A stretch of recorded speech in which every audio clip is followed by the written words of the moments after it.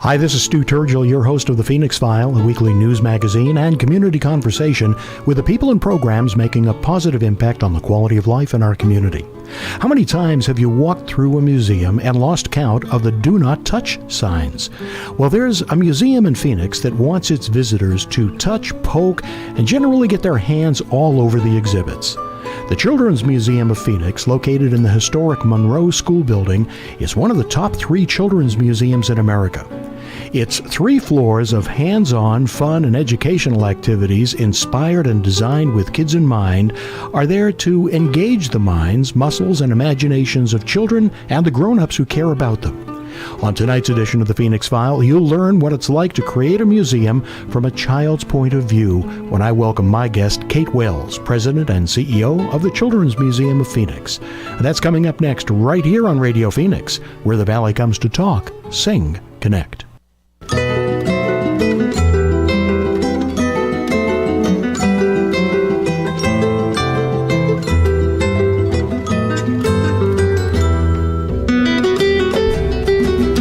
Good evening, I'm Stu Turgel, your host of the Phoenix File. This is a weekly news magazine that features the people and programs making a positive difference on the quality of life in the Valley of the Sun. Maria Montessori, an Italian physician and one of the last century's most brilliant educators, said that play is the work of children.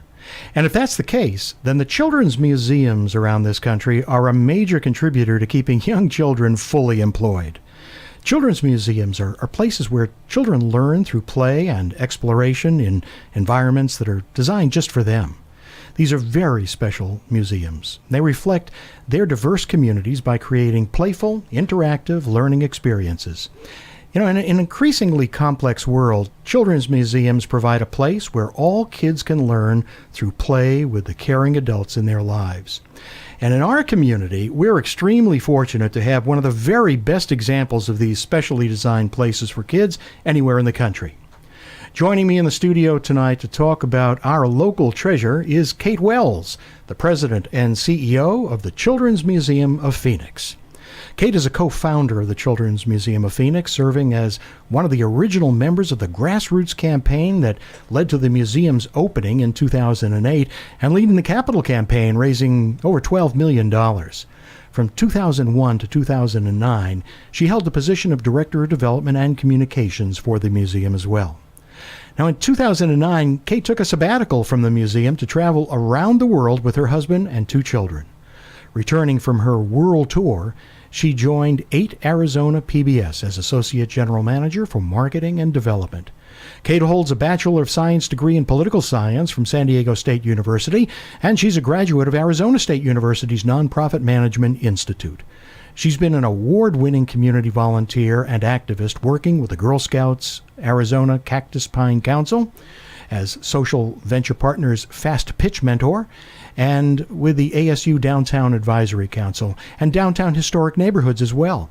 And Kate has also served on the boards of Miracle Garden and the Christown YMCA. She's a native of Miami, Florida. Kate lives in Phoenix with her husband and 2 daughters. So Kate Wells, thank you so much for being here tonight, and welcome to the Phoenix File. Stu, thank you so much for having me here tonight. Kate, tell us what inspired you to join forces with others to create the Children's Museum of Phoenix? I'm so glad you asked. It's such a fun story. My children, I had actually 1 child at the time, and I had some friends that also had young children, and all of us had been to children's museums around the country. And after a vacation to San Diego, we got together and kind of like, how could we not have one of these in Phoenix? At the time, we were the 5th largest city in the country, and we were all astounded that on a regular weekly basis, one of us was contemplating hitting McDonald's as a thing to do, a quality activity to do with our young children. So we literally, we each called a couple of friends who were interested in early childhood education or had young kids. We got together in a living room this fateful night in August of 1998. But who's counting? Right. And we passed a hat around and collected some, whatever we could each give, and we took that money. We filed our 501c 3 incorporation papers and used what was left to literally buy straw bales, like hay bales, but straw, because hay is much more expensive than straw. We took those straw bales out to Duncan Family Farms, and our first exhibit was born, and we built straw bale housing with the children that were there for the fall festival with mud and straw, because it costs a whopping $83, I think. And the Children's Museum was born. So it was born from a grassroots initiative. Literally, it was hay. Or a hay. So it was as grassroots as you could ever get. Yes, absolutely. Well, that's the way a lot of wonderful things happen in this community and other communities as well. I have lots of guests on this program whose story sounds very similar. One friend asked another friend, who asked another friend. They passed the hat. Sound very similar to the way the Children's Museum got its early start. And that's a beautiful thing about Phoenix is it's enough of the Wild West that a couple of moms with a Volvo station wagon can get together and create what has become one of the major cultural institutions in our community. It is, and there just are no barriers in this community. You can do whatever you want to do if you have the ability to bring people of like minds together and find your necessary resources. The sky's the limit. So how did you go about developing the concept and creating the plan and designing the actual museum once you got off the farm, off the ranch or wherever you were? So, we joked that we had the perfect storm of people and abilities, and when we gathered together that first night, and a lot of us had kids. Actually, it was interesting that you quoted Maria Montessori, because a couple of us had children in Montessori programs, and there's also a couple of other educational philosophies. There's Waldorf and there's Reggio Emilia, and all of those educational philosophies influenced us. We also had a couple of people that were preschool teachers, some artists, some engineers, and we all, I think, had a like-mindedness around the beauty and the sacredness of early childhood, and what an important time for development that those early years they are, and keeping the child at the forefront of our plans. We designed things so that any child of any age would be able to walk up to the exhibit or the program and know how to use the exhibit based on where they were developmentally. So when you come to the museum, as you mentioned in your intro, very few signs. It's very child directed. So they will be able, a 2-year-old should be able to walk up to it and know exactly what to do. Pretty intuitive. Yes. And a 92-year-old should be able to walk up to it and know what to do. And they'll probably use the exhibit in different ways, but they will bring to it and they'll understand how to use it based on where they are and the skills they have. Well, I spent most of my working career in children's hospitals, and I know we were always advocating for the child life specialists on the notion that for all the clinical service that they provided, that quote that I love from Ms. Montessori, from Dr. Montessori, is that play is children's work. It absolutely is. And I really believe that, and for all the children's museums that I've been in around the country, you're all different, but you're all pretty much the same in terms of the values that you bring to early childhood. Well, great ideas are tough enough to create, but financing a dream is a huge challenge in and of itself. How did you set out to raise the money needed, and what did you tell your would-be major supporters to convince them to invest in this project? Yeah, well, our largest investor was actually the city of Phoenix, and we were on the 2001 bond election when Phil Gordon was the mayor, and they were very supportive and understood that a children's museum was going to be almost like a primer for all the other arts and cultural organizations. So when children and families come early, and often as they do, they were going to become lifelong museum and cultural lovers. And really, it was going to and it has changed the dynamic of how and when young families engage in arts and culture. And so it was really with a lot of forethought that the city of the mayor, the city of Phoenix, the council members at the time saw fit to invest in the museum. So on that bond, we received $10.5 million. Well, I should say the city put aside $10.5 million to purchase the historic Monroe School and then do some major renovations to it. And then on top of it, we had to raise Another couple of million? Yeah, just a few. About 12 million on top of that. Oh, 12 million on top of the 10. On top of that, absolutely. Oh. So we had to raise that. And getting the bond money and getting the investment by the city of Phoenix was really the impetus that made us legitimate enough for other people to give us money. That give you good street cred, as they say. Absolutely. Right. All of a sudden, we were like, we had inherited this castle and we needed the money to turn the electricity on. Right, so exactly. that was one community leader after another kind of lining up once we had that initial funding in place. But the city really was the impetus for getting the financing They've been going. Fabulous partners. Thankful to the city for that. While we're talking about money, let me remind our listeners that one way you can support Radio Phoenix is by becoming one of our sustaining members. For as little as $35 per year, members receive discounts, savings, and other benefits provided by our membership program partners. And don't forget, the membership fee is tax deductible. For more information or to sign up, call 480-829-5746, or you can go online to radiophoenix.org, click on the Support tab at the top, and then become a member on the drop-down menu. And we thank you for your generous support of community radio. Well, Kate, how does the Children's Museum that we see today compare with your original concept and vision? Were there significant changes that were made along the way from the early conceptual plans to what we now see at 7th Street in Van Buren in downtown Phoenix? So the process that we went through early on was to engage the community and find out what they were hoping to see in a children's museum.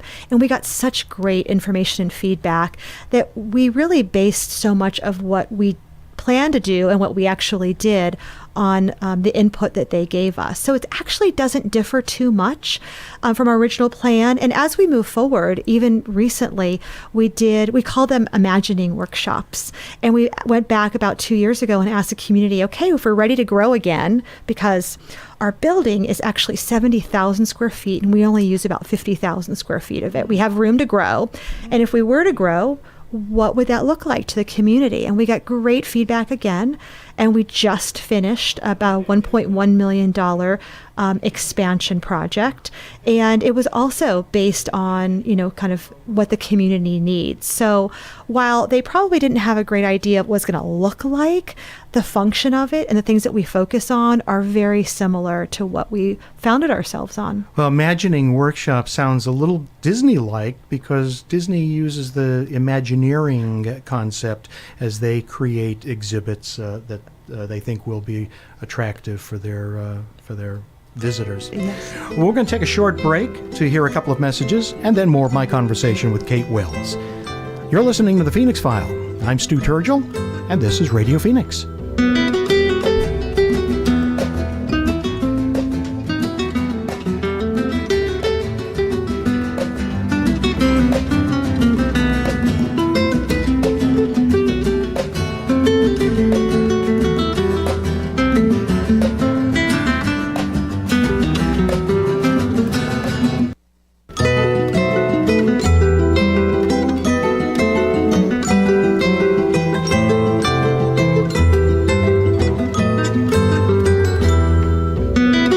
Welcome back to the Phoenix File. This is Stu Turgel, your host, and with me in the studio tonight is my guest, Kate Wells, and now more of our conversation about the Children's Museum of Phoenix.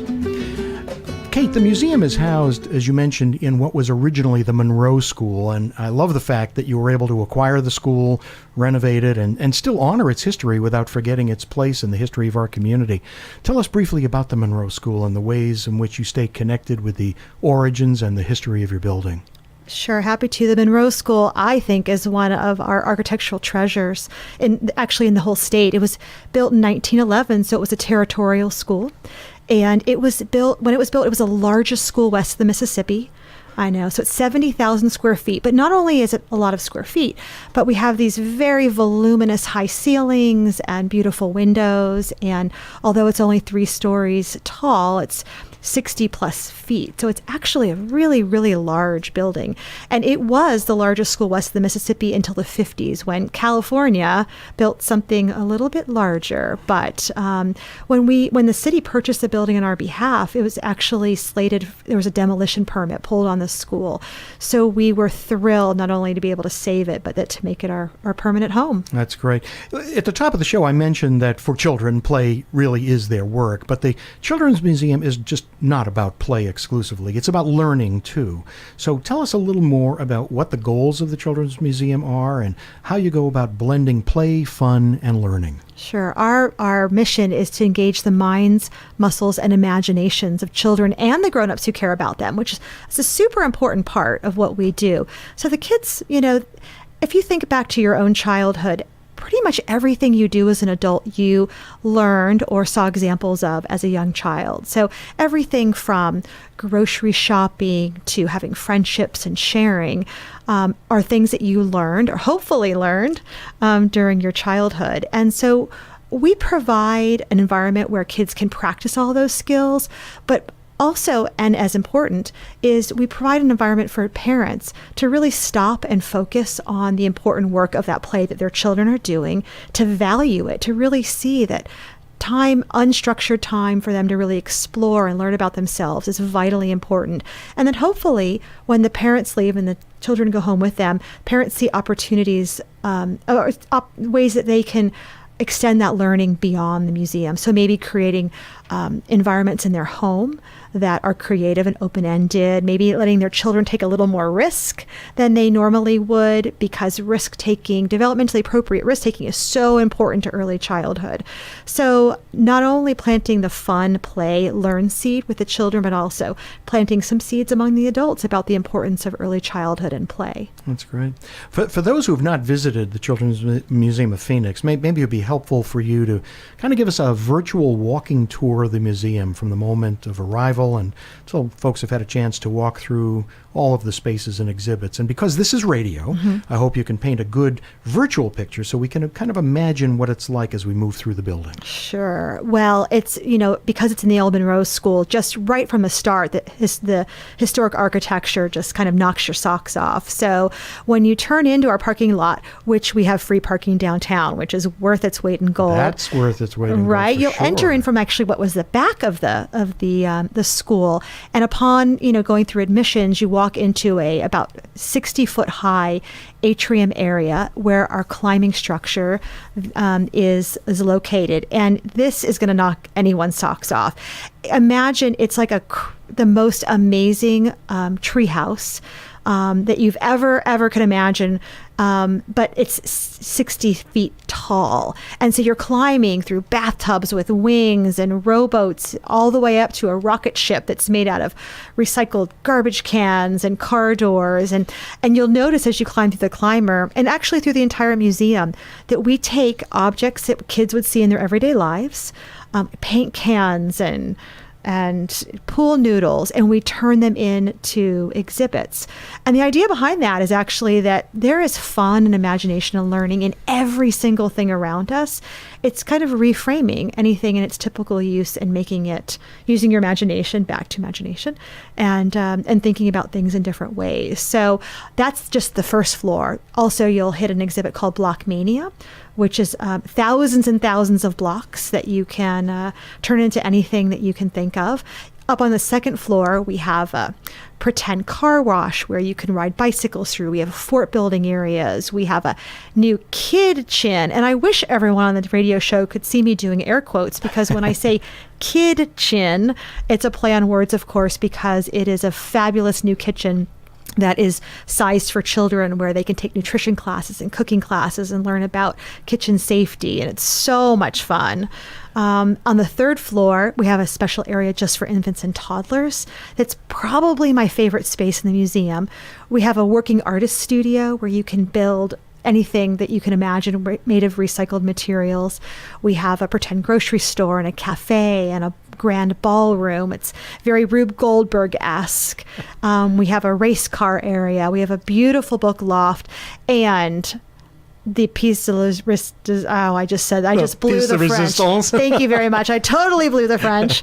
Our noodle forest, which you can meet someone. You could be in Canada and mention the Children's Museum, and the first thing they mention is the noodle forest, which is about 6,000 pool noodles strung vertically into a big giant. It's amazing what you forest. can do with really simple materials. Right. And that's, we hope that we inspire adults, parents and teachers and caregivers to take what they have at home and to try to knock it off and do it at home, let right? the kids go Make their wild own children's with it. museum in Absolutely. their backyard. What are the most popular spaces or exhibits in the museum? Well, the Climber definitely is an iconic exhibit for us that is a one of a kind in the entire world. The Noodle Forest, like I mentioned, is, of course, fave. The infant toddler room is just for 0 to 3-year-olds. It's a really, really special space because a lot of parents, when their children are that young, don't feel like there's a place for them at typical cultural institutions or places of art. But here it's made just for the babies. So it's a really, really neat space.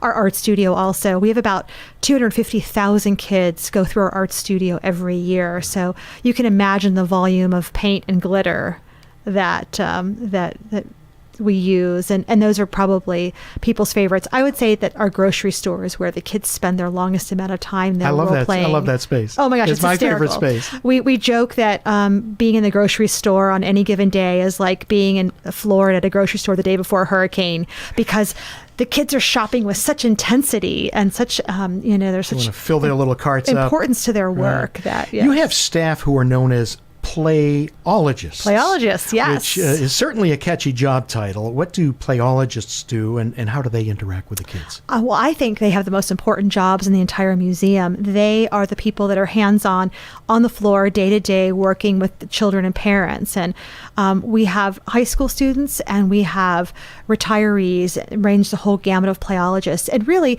they're there to kind of keep an eye and make sure that, that things are safe and clean and in working order. But they're also there as a resource for parents if they want to understand better what kind of play is happening and what to look for in their kids. And also they're there to add kind of an element of surprise and fun for the kids, because they're trained to be able to engage children in ways that go beyond just the children playing, but to spark their imagination and ask them leading questions that might, evolve the play. I love the term playologist. Right. In today's world, where we need to always keep our heads on a swivel to protect ourselves and more importantly, young children, I found it very interesting that adult visitors to the Children's Museum must be accompanied by a child. Yes. I suppose this is to kind of mitigate the number of adults that would be sort of roaming around a place that's full of kids. Mm-hmm. And we won't get into much more of that. But do you want to add anything to that? Was that something that was was that from the beginning, or is that something that evolved based on whatever circumstances are going on? So that's always been our policy, and so I like it. It is for children, and of course we get alumni at the Monroe School. We have people that want to come see the architecture, and we can make some accommodations for those people.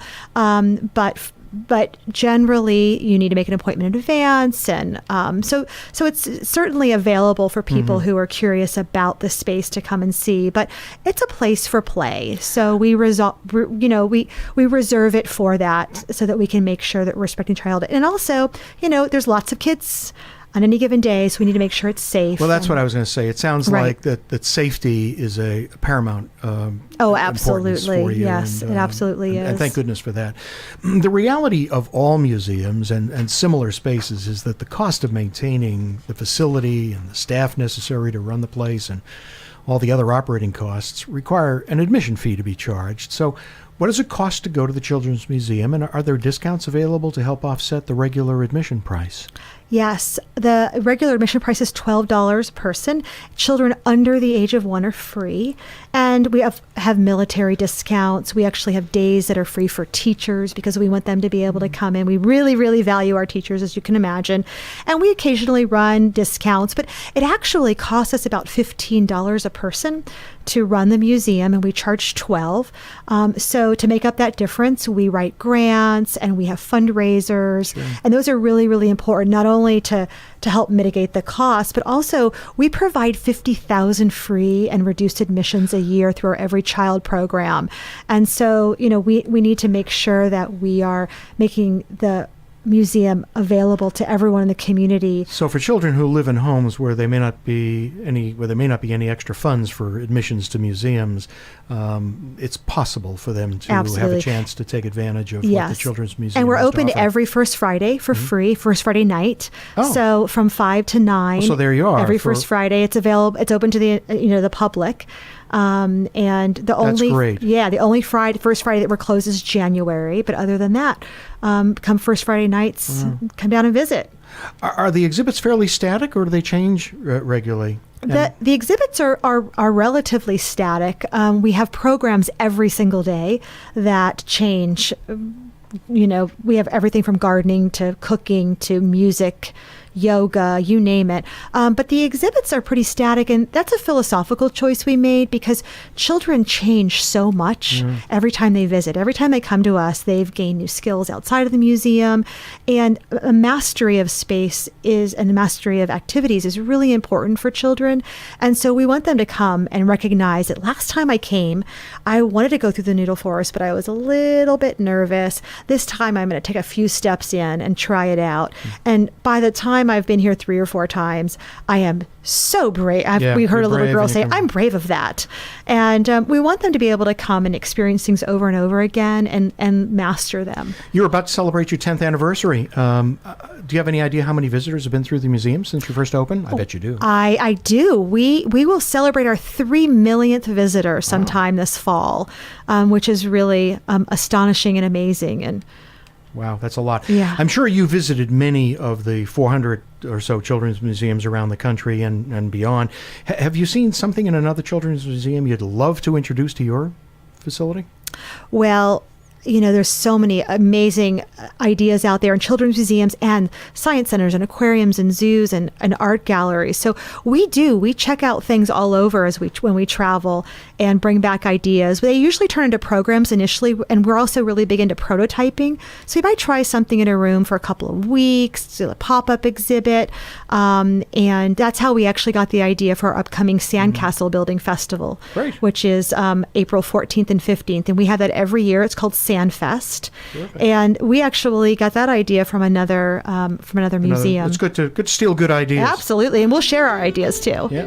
Well, congratulations on a decade of success in your mission, which, as you said earlier, is to engage the minds, the muscles, and the imaginations of children and the grown-ups who care about them. And best wishes for the next 10 years of helping shape the minds of young people. Kate, thanks for being here tonight to guide us through the Children's Museum of Phoenix. Thank you, Stu. And that's our show for this week. Thanks again to my guest tonight, Kate Wells of the Children's Museum of Phoenix. Please join me again next Tuesday night for another conversation about the very best in our community who are improving the quality of life in the Valley of the Sun. Until next week, thanks for listening to The Phoenix File. For Radio Phoenix, this is Stu Turgel.